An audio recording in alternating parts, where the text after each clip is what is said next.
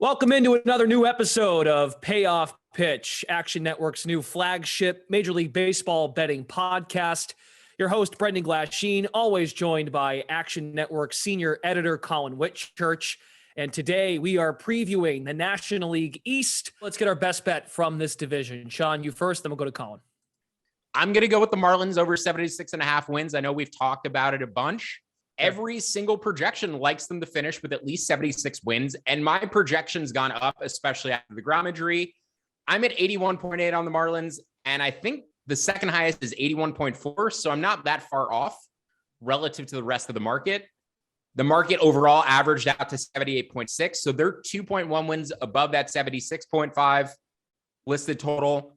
I'm 5 wins over. So that's my biggest gap for an over team relative to their listed total.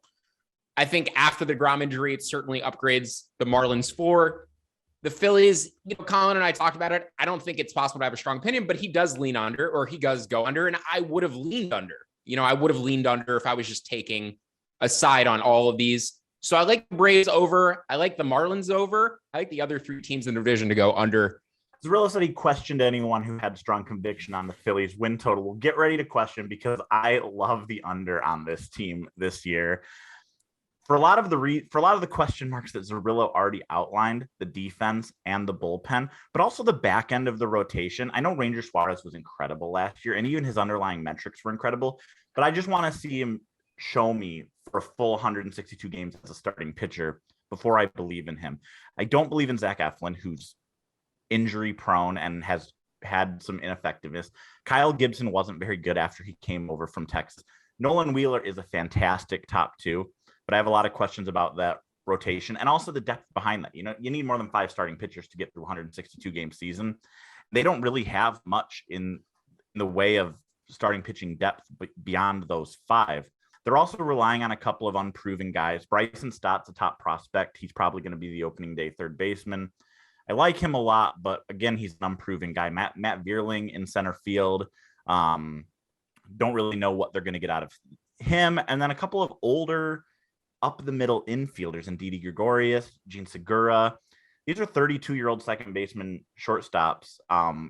Their best days are behind them. They're still effective major league players, undoubtedly. They were trying to dump Segura during the offseason and couldn't find a taker for his salary, essentially.